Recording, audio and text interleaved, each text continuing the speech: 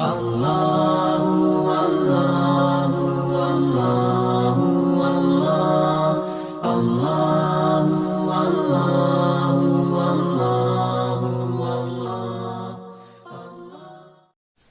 बच्चे पैदा होते ही इंतकाल कर जाते हैं, क्या उनकी नमाज़े जनाजा होगी?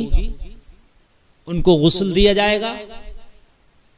उनके तीजे दसवें वगैरह होंगे? ये कई सारे सवाल हैं चुपते हुए, और जो अवामुन्नास इसके लिए बड़े बेकरार रहती है। मेरे बहुत से भाइयों के अहबाब के फोन भी आते हैं मेरे पास कि हज़रत हमारा बच्चा अभी इंतकाल होके अभी पैदा हुआ और इंतकाल कर गया, अब क्या नमाज़े जनाजा पढ़ें कि नहीं पढ़ें? तो हजरात, मैं आपको बताऊं, वो बच्चा जो पैदा हुआ, पैदा होते ही दुनिया में उसने सांस नहीं ली।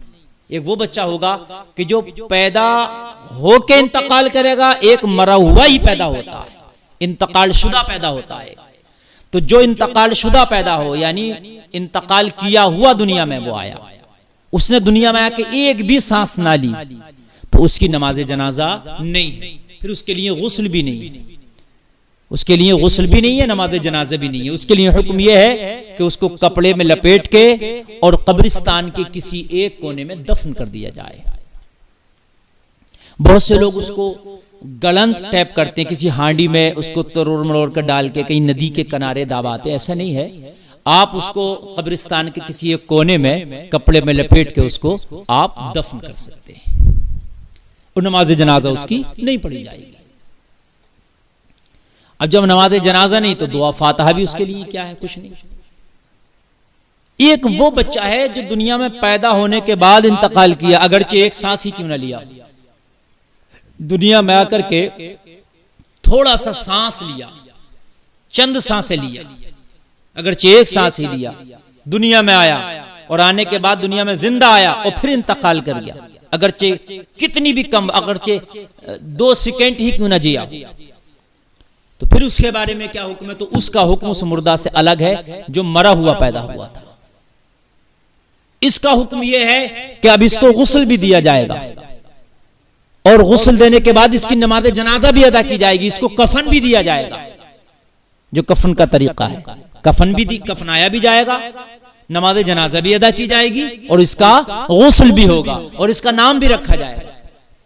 इसको नाम रखें आप, अगरचे इंतकाल कर गए लेकिन नाम रखे, क्योंकि मैदान महशर में उठाया जाएगा, तो जो तुमने नाम रख दिया होगा उसी नाम से उठाया जाएगा, फला इब्ने फला।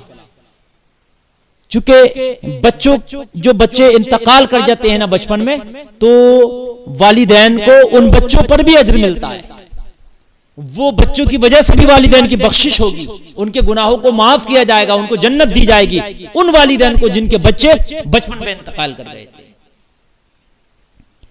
तो नाम भी रखना चाहिए। और फिर दुआ बच्चे की अलग है, अल्लाहुम्मा जअलहु लना। ऐसे लड़का है लड़की, दुआ एक ही है, बस हा और हु का फर्क है। लड़की में हा अल्लाहुम्मा जअलहा लना, और लड़के में अल्लाहुम्मा जअलहु लना, बस।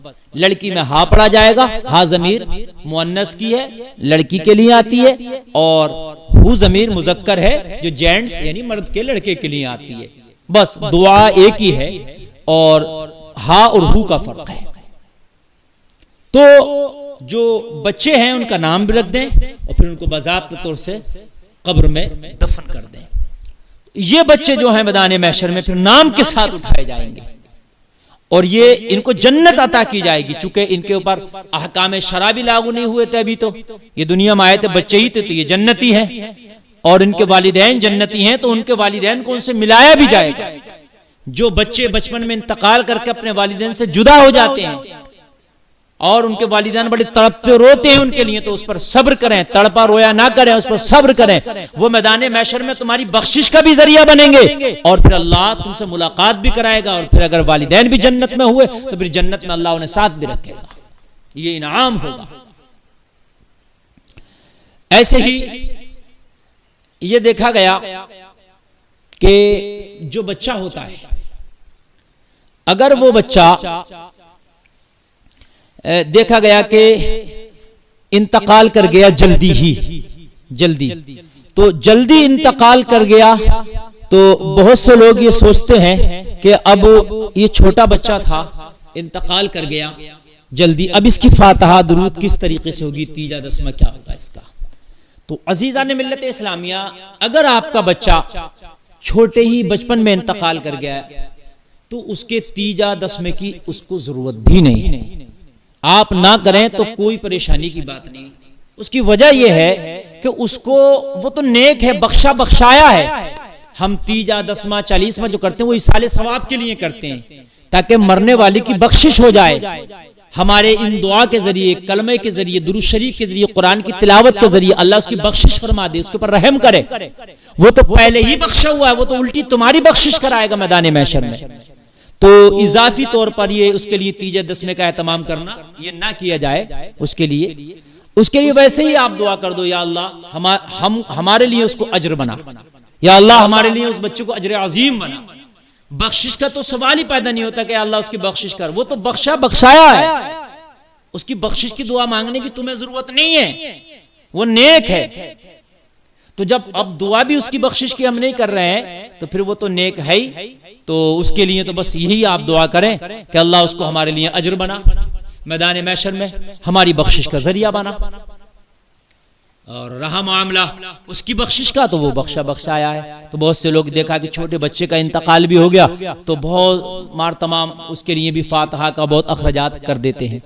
और ये बच्चा बालिग जब तक ना हो, जब बालिग 12-13 साल की उम्र तक बच्चा बालिग हुआ होता, हद उम्र 14 साल है, इससे पहले इंतकाल कर जाए बच्चा, तो उस सब बच्चों की बात बता रहा हूं, नमाज जनाजा तो होगी, लेकिन तीजा दसमा चालीसमा उसकी जरूरत उसको नहीं है, इसलिए कभी अहकाम शरा लागू नहीं हुए थे। वो बच्चा भी नाबालिग है, वो इंतकाल करते ही जन्नती है।